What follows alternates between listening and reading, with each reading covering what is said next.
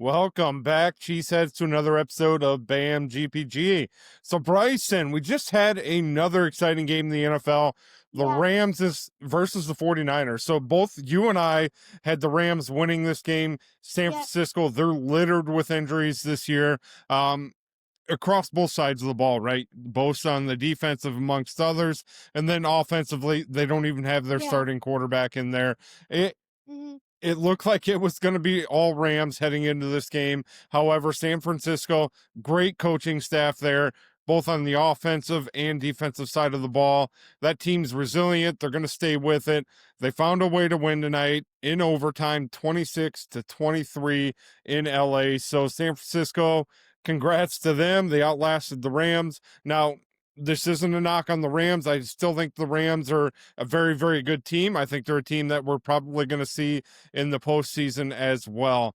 So, Bryson, let's shift over to the Green Bay Packers here real quick. So, I just Yeah, wanted to go through what some of their strengths versus some of their weaknesses that have been through the first 4 weeks leading up to this bye week here. Okay. So, first 4 weeks of the season, Bryson, there's been some clear positives that stand out to us, right? yeah, First and foremost, the resilience of this Green Bay Packers team. You see it every week. Doesn't matter who we're playing, right? Even if it's Cleveland, that was a grind out game. Our offense didn't come to play that day. Our defense stood up.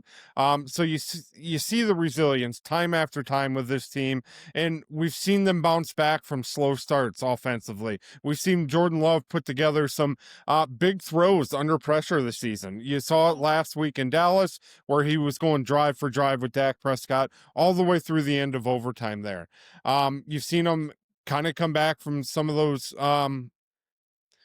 games where we weren't leading, more so not necessarily the first 2 weeks of the season because we did control those games from pretty much start to finish. But that Cleveland game and that Dallas game, you saw yeah, some adversity for the team, and I, for the most part, thought they responded well, right?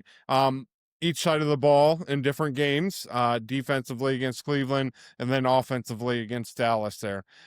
Jordan Love, I know a lot of people don't like him. Well, it doesn't matter. The numbers aren't going to lie. The guy's cool, calm, and collected. He only has one interception on the season. I think he's only got one pick in the last 10 or 11 games. The guy's easily a top 10 quarterback in this league. Don't believe us? Go ahead and pull up his PFF stats. Still don't believe us? I don't know what we can do to help you. Maybe just watch a little bit more football. Um, but for the strengths of this team, Bryson, early in the season, what would you say Green Bay's strength? Yeah, I would echo that, right? So I think Jordan Love's having a fantastic season. Wide receiver depth is wearing a little thin in Green Bay right now, yeah. but our depth players are stepping up, right? You haven't seen a huge drop off, without Christian Watson, without Jaden Reed. You see Christian players. Watson is gonna be back. Yes, I can't wait for Watson to be back. Yeah, It'd be nice to have that guy to stretch the field again. Again, with Watson, there is a little concern about his hands, right? He gets the dropsies once in a while. But if he's able to come back and at least add that element to the Packers passing game, that's going to make all the other wide receivers around him that much better. If you have that consistent deep threat that defenses have to account for in Christian Watson. Now, I agree, defensive line's been spectacular. Rashawn Gary's been a huge beneficiary of a Micah Parsons acquisition, right? So Rashawn Gary, this is trending to be his career season this year.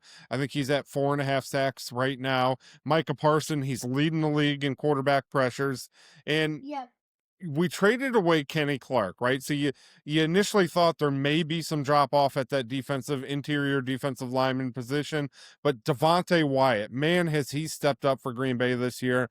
You saw what his presence means to the Packers when he got hurt in Dallas last week. You really saw that kind of bleed into the rest of the defense after that. So Devontae Wyatt, his injury, LaFleur called it week to week. Who knows what that is? LaFleur is pretty nonchalant when he does come to the podium. You don't get a whole lot out of him up there. But Devontae Wyatt, he's a key player to this Green Bay's defense. If we're going to stay consistent, reliable this season, we need him healthy 100%. Our linebacker group, I've been impressed with Quay Walker. I think he's having a pretty solid season. Edrin Cooper, he's always, Edgerton. yeah, absolutely. There's no excuse for it. Rich Bisaccia, you know, he's starting to turn himself into the Joe Barry of the Green Bay Packers at this point. Special teams has got to figure it out in a hurry. You know, again, you never say it's one play that decides the game, but with special teams, it can, right? Special teams have costed Green Bay the game the previous 2 weeks, right? We are one loss on the season in Cleveland, and then that tie in Dallas, right? You take away those block kicks, and it's a totally different story in We both could games. we could have been 4-0. Absolutely. So they got to figure out special teams. They got to figure out, and it's not just the field goals and PAT attempts, right, Bryce? And so Yeah. you look at what they're doing on kick returns and punt returns. And I know they're rotating guys on punt returns right now. Sometimes you see Matthew Golden, and I understand that because of his speed and his agility. And you don't want to risk any more wide receivers at this point, especially, with Christian Watson still coming back from that ACL. You have Jaden Reed down. You saw that hit that Matthew Golden took in Dallas. For me, I would be a little bit reluctant to stick him back out there again. I think Savion Williams and Bo Melton are doing a fantastic job. Savion Williams maybe can improve a little bit on when to bring the ball out, when not to bring the ball out on those kickoffs. But with a guy like him, when he does bring it out, he gives you a chance every time just because of his ability to make people miss. And he's a big body. He's tough to tackle too, as we've seen. So special teams, absolutely. Offensive line, they got to figure something out there. That's a position we preached in the offseason. You got to have depth. You have to have depth on offensive line because it's a position that's going to get nicks and dings throughout the season. You're going to have some nagging injuries that occur. You see that with Zach Tom in the oblique. You see it with Aaron Banks and his groin. So you need to have solid depth at offensive line. And so far this season, Green Bay's depth at offensive line has not shown that they can get the job done. Now, I think Anthony Belton, he is a rookie. I think he's going to be fine once he starts to figure things out. And then Jordan Morgan, he struggled a little bit at tackle. I think naturally he is probably better fitted or better suited to play at guard for the Packers. So once we can start getting some of those key starters back in, I think we'll see players like Belton and Morgan starting to play a little bit more free as they can kind of settle into a position along that offensive line. But that is absolutely something Green Bay needs to clean up and possibly add some additional depth to before the end of the season. So I would agree. So just kind of sum it up for the Packers. Their strengths, it's certainly if you're looking at groups, defensively, it's been our strength this season. More specifically, that defensive front, just because of the pressure rate that they're able to apply on quarterbacks, you're seeing that kind of reciprocate into the secondary with the cornerbacks and the safeties. You're starting to see them play a little bit better just because of the disruptive timing they're having on the quarterback. Right, the ball's having to come out a lot sooner, so your coverage time's a lot less. So it benefits him as well. So defensive line, absolute strength. Jordan Love, top 10 quarterback. He's been a strength for the Packers. The guy he looks fantastic. And you know what? He's 26 years old. He's still improving, right? He's still progressing, still moving forward, and he's still great as he is right now. So, run game's got to get going a little bit, but a lot of that falls back into that offensive line category. The run blocking's been terrible.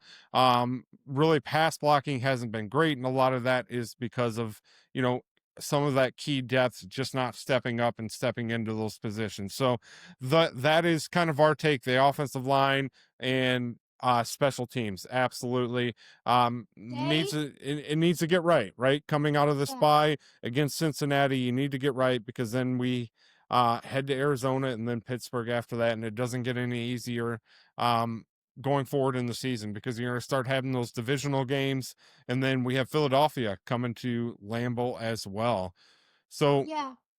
Bryson, that's kind of our breakdown, I think, on what's working, what's not working for Green Bay through the first 4 weeks. Let us know what you think in the comments. What you think Green Bay needs to maybe move into that focal point to kind of get right before the season starts to get into the later part of the schedule, right, where it starts to get more challenging. The playoff seeds start to kind of take shape. Let us know what you think in the comments, whether you agree, disagree. And Bryson, we will be back with some more. And as always, Let's go back up.